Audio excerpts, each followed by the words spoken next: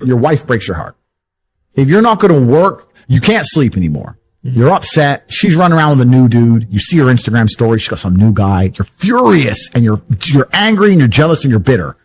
You have all of this inside of you, but you're not going to go to the gym and work hard and become so fantastically in shape and so rich and so powerful that no girl ever leaves you again. You're not going to do that. No. What are you going to do with it? Text her?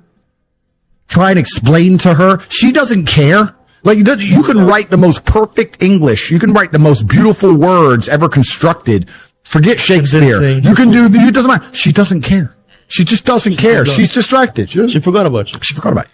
So what are you going to do with all of that inside of you if it's not positive? Well, it's going to consume you and you're going to end up self-destructive, or you're going to embarrass yourself, or you can take all of that and put yourself in a position where it never happens to you again.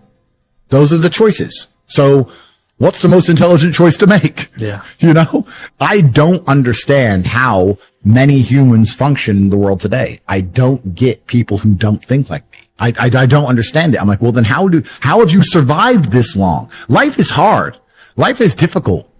Maybe I've just been unlucky, which I don't believe in, but I've had so much trauma and bad events and negativity and stress and all these things that have happened to me.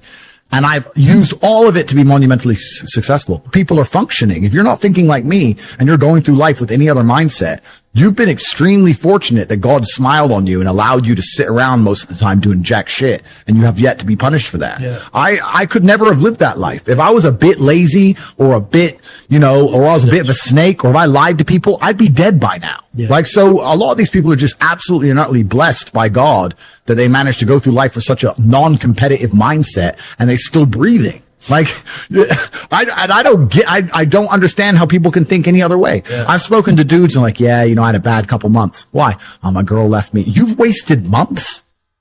You wasted months. Like, think of how much God loves you to have given you the grace and given you the opportunity to waste months of human time over some chick. Like, talk about blessed head to toe. If I waste months, empires are going to collapse. I'm going to end up in a cell or dead if I waste months. I have things to do every single day. I can't waste a second. Like, these people are just absolutely infinitely blessed. And their mindset is a product of that because they're spoiled children. Absolutely spoiled children. Because there's a whole bunch of people out here daily who fail. There are men out here who fail daily and they have yet to feel the true consequence for it. They fail to go to the gym when they know they should have gone to the gym. They fail because they forgot their keys and it took them 10 minutes to find them. They fail because they replied to a question they got sent on WhatsApp the wrong way. They fail because they didn't smile when they were supposed to. They didn't say please and thank you to that person who helped them. They fail because they didn't say hi to that girl who's looking at them out the corner of their eye. They just fail perpetually. They go through life missing every opportunity and just failing. And somehow we've built a society which is so soft and God is so giving and so graceful that they still have a place to eat and somewhere to sleep, and they're still surviving. That shows how nice God is. Yeah. Because before this society, truthfully, if you were that level of failure, you would be dead. Survival of the fittest. You're survival of the fittest. And none of these men out here are fit. No. Their mindset isn't fit. Their reality isn't fit. They're failures. They're failures. Yeah. And they're just failing every single day. And they go, oh, but tomorrow I'll go to the gym. Yeah. You've been failing your whole life. That's all you've done is fail. And then you sit and wonder why people like me absolutely and utterly outcompete you. It is so easy to become a top tier male in the world today because the competition is so ridiculously low. There are 2% killers like me and everybody else amateur, head to toe amateur. They can't even pay attention to anything. They can't try anything. They're amateurs.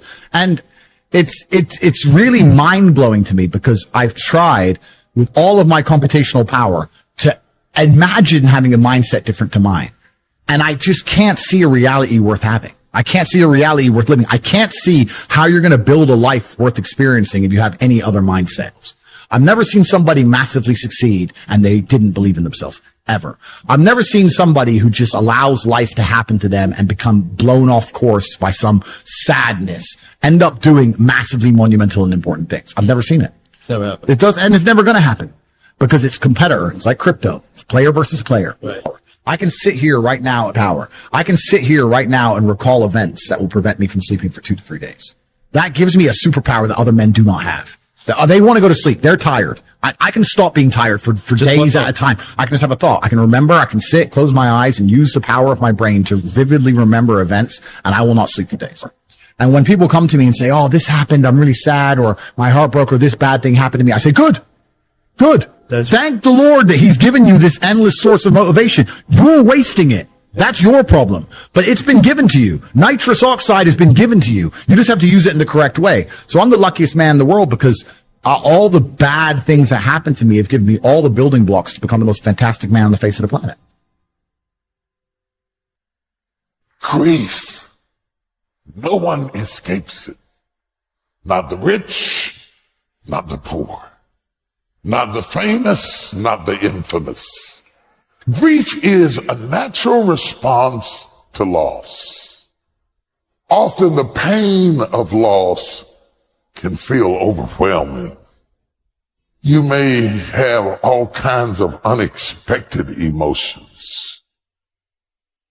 You can be angry. You can have disbelief. You can have guilt. There isn't a person listening to me who hasn't encountered grief. You've lost somebody. You've been through some things. Maybe it was the loss of an opportunity. Maybe it was the slow disintegration of a relationship that was once a source of love, and now it is a source of pain. No tear ducts will go unused in this life. The moment the doctor slapped your bottom, you came out of your mama crying. There is no way around it. There is no injection for grief. No medication for grief. It doesn't matter how intellectual you might be, how wealthy, or even how spiritual you may be. Grief without discrimination comes to everybody. Don't let these people deceive you that they are so spiritual they don't know what it is to have grief.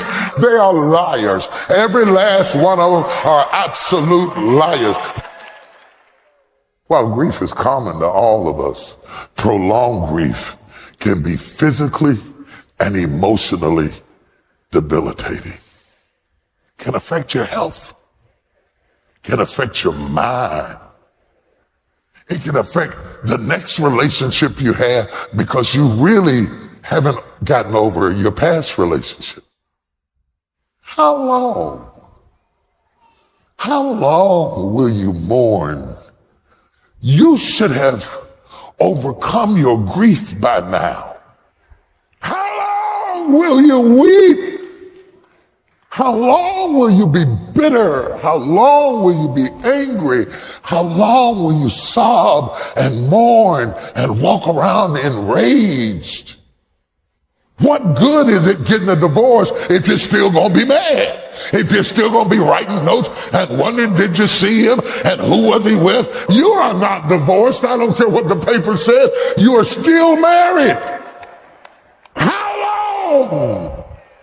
God says, how long will you mourn over a door I have closed?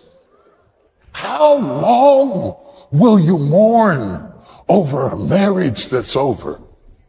A job that's gone? A girlfriend that left? A boyfriend that left? How long? How long will you be angry and frustrated and build your whole life around something that is dead? If you're going to fulfill your destiny, you have to get good at letting things go. Jesus said, offenses will come. Disappointments will come. Betrayals, things that are not fair will come. How you handle the hurts will determine whether you move forward or whether you get stuck, bitter over what didn't work out. How many people are living wounded over how they were raised? A friend that walked away. They wonder why they don't have good relationships. It's because they haven't healed. God brings a new person, but they're so insecure. This new person has to keep them fixed. The problem is that's not sustainable. Until you let go of what didn't work out, that wound is going to hinder you wherever you go. You would be shocked at the people who get up every morning with a heart full of grief. And it comes out in their speech, and it comes out in that snappy way they confront you. And you think they're mean. They're not really mean. They're still grieving. How long? How long does it take to get over a person? How long will you put your future on hold, mulling over your past? How long? I came to get somebody unstuck. I came to get somebody free. You cannot spend the rest of your life grieving over who didn't love you, who wasn't there for you. You're stuck. God did not create you to be stuck with a heart full of grief. It's why you can't fall in love. It's not that there's nobody to love. It's that you haven't gotten over who you used to love. How long will you be angry? How long will you keep checking their Facebook page? How long will you keep investigating somebody who's not even thinking about you anymore?